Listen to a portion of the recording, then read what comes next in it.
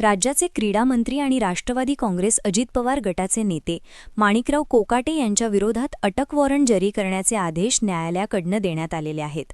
त्यामुळे कुठल्याही क्षणी माणिकराव कोकाटे यांना अटक होऊ शकते. मंगळवारी माणिकराव कोकाटे यांना सुनावण्यात आलेली शिक्षा सत्र न्यायालयाने कायम ठेवली होती.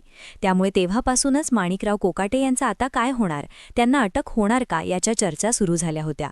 त्यानंतर आता बुधवारी सकाळी बऱ्याच घडामोडी सुद्धा घडलेल्या आहेत. कोर्टामध्ये सुनावणी झाली, ज्यामध्ये त्यांच्या विरोधात अटक वॉरंट सुद्धा जारी करण्यात आलं. त्यानंतर माणिकराव कोकाटे आणि त्यांचे बंधू हे नॉट रिचेबल असल्याचं माध्यमांमधनं सांगण्यात येऊ लागलं. मग काही वेळातच माणिकराव कोकाटे हे लीलावती रुग्णालयात दाखल असल्याची बातमी आली. आपण आजारी असल्याने हॉस्पिटलमध्ये ॲडमिट झालेलो आहोत, अशी माहिती कोकाटे यांच्याकडनं देण्यात आल्याचं बातम्यांमधनं सांगण्यात आले. पण माणिकराव कोकाटे यांच्या विरोधात अटक वॉरंट जारी होण्याआधी नेमकं काय काय घडले, त्यांची आमदारकी आणि मंत्रिपद जाऊ शकतं का, कोकाटेंना अडचणीत आणणारं हे प्रकरण नेमकं होतं काय, सगळ्या घडामोडी जाणून घेऊयात आजच्या या व्हिडिओतनं. नमस्कार मंडळी, तुमचं सर्वांचं तुमच्या हक्काच्या महाराष्ट्र न्यूज या चॅनलमध्ये मनापासून स्वागत आहे. तर मंगळवारी संध्याकाळी माणिकराव कोकाटे यांना कनिष्ठ न्यायालयाने सुनावलेल्या शिक्षेवरची तात्पुरती स्थगिती हटवून 2 वर्षांचा कारावास आणि 50,000 रुपये दंड ही शिक्षा कायम ठेवली. त्यानंतर अजित पवार हे माणिकराव कोकाटे यांचा राजीनामा घेणार का, हा प्रश्न विचारण्यात आला. त्यामध्ये बुधवारी सकाळी मुंबईमध्ये मंत्रिमंडळाची बैठक होती. आता या बैठकीला माणिकराव कोकाटे उपस्थित राहिले नाहीत. त्यामुळे त्यांच्या अनुपस्थितीची जोरदार अशी चर्चा झाली. कारण कोकाटे यांनी राजीनाम्याचा अंदाज आल्यानंच कॅबिनेटला दांडी मारली का, असा प्रश्न विचारण्यात येत होता. त्यात कोकाटे हे नॉट रिचेबल लागत होते. हे सगळे एका बाजूला सुरू असताना दुसऱ्या बाजूला उपमुख्यमंत्री अजित पवार हे वर्षा बंगल्यावर मुख्यमंत्री देवेंद्र फडणवीस यांना भेटायला गेले होते. अजित पवार यांनी या भेटीत देवेंद्र फडणवीस यांना माणिकराव कोकाटे यांच्या प्रकरणाची माहिती दिली. त्यानंतर फडणवीसांनी कोकाटे यांच्या राजीनाम्याबाबतीतला निर्णय तुम्हीच घ्या, असं अजित पवार यांना सांगितल्याचं कळतंय. तसंच माणिकराव कोकाट्यांचं खातं कोणाला द्यायचं ते सांगा, असा थेट प्रश्नसुद्धा देवेंद्र फडणवीसांनी अजितदादांना यावेळी विचारला, अशी बातमी सूत्रांच्या हवाल्याने माध्यमांनी दिली. त्यानंतर मंत्रिमंडळ बैठकीनंतर राज्याचे दोन्ही उपमुख्यमंत्री आणि मुख्यमंत्री यांच्या स्वतंत्रशी बैठक झाली. त्यावेळेस कोकाटे यांच्या राजीनाम्याबद्दल निर्णय घेण्यात येईल असं बोललं जात होतं. या बैठकीतनं बाहेर पडल्यानंतर आमचा माणिकराव कोकाटे यांच्याशी संपर्क करायचा प्रयत्न सुरू आहे. या प्रकरणी कोर्टात पुढे काय होतं ते पाहूयात. त्यानंतर कोकाटेंबाबत काय निर्णय घ्यायचा ते ठरवू, अशी भूमिका अजित पवार यांनी एबीपी माझा या वृत्तवाहिनीशी बोलताना दिली. एका बाजूला विधिमंडळाच्या आवारात हे सगळं घडत असताना कोर्टात सुद्धा युक्तिवाद सुरू होता. नाशिक सत्र न्यायालयाने कोकाटेंची शिक्षा कायम ठेवल्यानंतर सदनिका घोटाळा प्रकरणातल्या याचिकाकर्त्या अंजली दिघोळे राठोड यांनी माणिकराव कोकाटे यांच्या विरोधात अटक वॉरंट जारी करण्यासाठी नाशिक जिल्हा न्यायालयात अर्ज दाखल केला होता. या अर्जावरती बुधवारी युक्तिवाद झाला. त्यावेळी माणिकराव कोकाटे यांनी त्वरित पोलिसांसमोर हजर व्हावं किंवा पोलिसांनी त्यांना अटक करावी असा आदेश कोर्टाने दिला. कायद्यापुढे सगळे लोक समान आहेत, मग तो कोणी मंत्री असो किंवा अन्य कोणीही असो, असं न्यायालयाने निकाल देताना सांगितल्याचं कळतंय. यावेळी माणिकराव कोकाटे यांचे वकील ॲडव्होकेट मनोज पिंगळे यांनी कोकाटे यांच्या विरोधातलं अटक वॉरंट टाळण्यासाठी जोरदार युक्तिवादही केला. कोकाटेंच्या बाबत सहानुभूतीने विचार करावा, ते हॉस्पिटलमध्ये ॲडमिट आहेत, अशी बाजू पिंगळे यांनी मांडली. पण कोर्टाने मात्र माणिकराव कोकाटे यांनी कालच न्यायालयात हजर राहणं अपेक्षित होतं, पण ते काल सुनावणीला हजर राहिलेले नाहीयेत. यावरनं न्यायालयाने त्यांना फटकारलेलं सुद्धा आहे. याचिकाकर्त्यांच्या वकिलांनी जर कोकाटे ॲडमिट आहेत तर त्याबद्दलची कागदपत्र का सादर केली नाहीत, असा सवाल सुद्धा कोर्टाने विचारला. पण कोर्टाने अटक वॉरंट जारी करण्याचे आदेश दिल्यानंतर आता कोकाट्यांची अडचणी वागल्याचं दिसतं.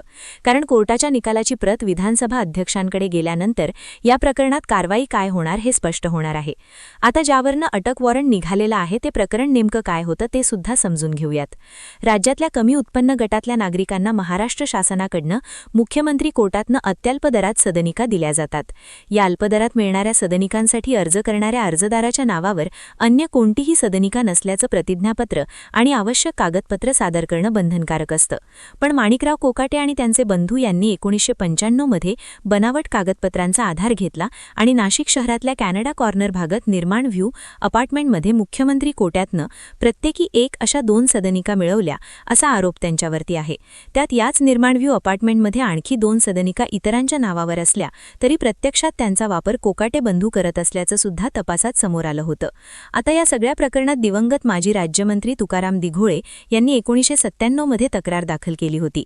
तेव्हापासूनच हे प्रकरण सुरू आहे. यामध्ये माणिकराव कोकाटे, त्यांचे बंधू यांच्यासह एकूण 4 आरोपींविरोधात सरकारवाडा पोलीस स्टेशनमध्ये तक्रार दाखल करण्यात आली होती. त्यानंतर हे प्रकरण न्यायालयात गेलं तेव्हा कोर्टानं इथनं 2 आरोपींना दिलासा दिला आणि कोकाटे बंधूंनाच आरोपी म्हणून निश्चित केलं. मग बनावट दस्तऐवजाच्या आधारे अल्प उत्पन्न गटातनं शासकीय कोट्यातल्या सदनिका लाटून शासनाची फसवणूक केल्याप्रकरणी कनिष्ठ न्यायालयाने मंत्री माणिकराव कोकाटे आणि त्यांचे बंधूंना 2 वर्षांचा कारावास आणि प्रत्येकी 50,000 रुपये दंड अशी शिक्षा ठोठावली होती. पण कोकाटे बंधूंनी सत्र न्यायालयात अपील केलं आणि सत्र न्यायालयाने कोकाटे बंधूंना जामीन मंजूर करून शिक्षेच्या अंमलबजावणीसाठी आधी तात्पुरती स्थगिती दिली. पण आता सत्र न्यायालयानेच कोकाटे यांची 2 वर्षांची शिक्षाही कायम ठेवली आहे. त्यामुळे साहजिकच त्यांच्यावरती अटकेची टांगती तलवार कायम राहिली आहे. पण आता कायदा याबद्दल काय सांगतो?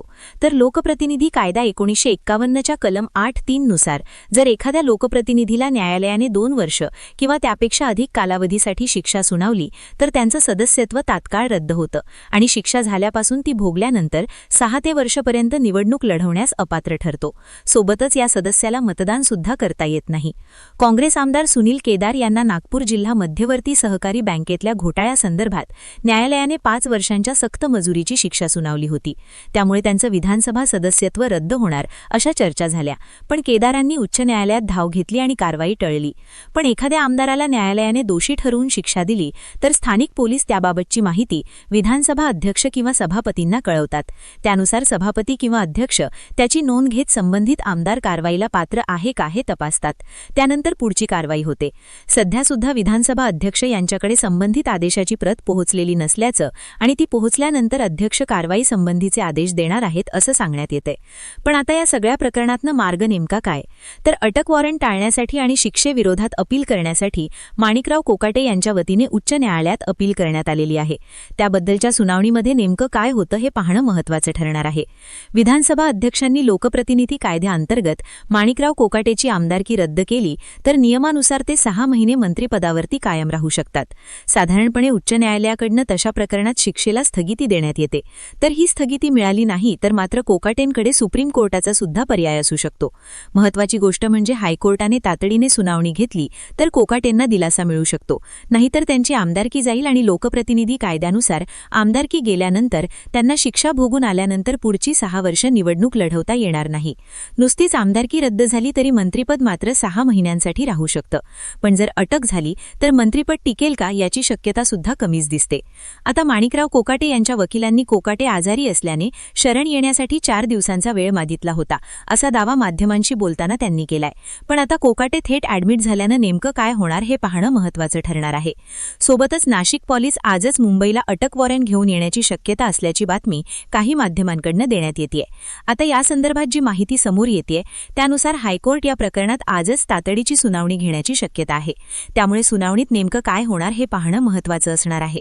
दुसरीकडे माणिकराव कोकाटे हे सुद्धा सुनावणीनंतर राजीनाम्याचा निर्णय घेतील किंवा पक्ष त्यांच्या संदर्भात निर्णय घेईल अशी माहिती सुद्धा बातम्यांमधनं देण्यात येते आहे. पण तुम्हाला काय वाटतं? माणिकराव कोकाटे यांच्या बाबतीत नेमकं काय घडेल? खरंच कोकाटेचं मंत्रिपद जाईल का? त्यांना अटक होईल का? या संपूर्ण प्रकरणाबद्दलची तुमची मतं आणि प्रतिक्रिया कमेंट बॉक्समध्ये लिहून कळवा आणि तुमच्या हक्काच्या महाराष्ट्र न्यूज या यूट्यूब चॅनलला नक्की सबस्क्राईब आणि शेअर आणि लाईक करायला विसरू नका. तोपर्यंत मनापासून धन्यवाद.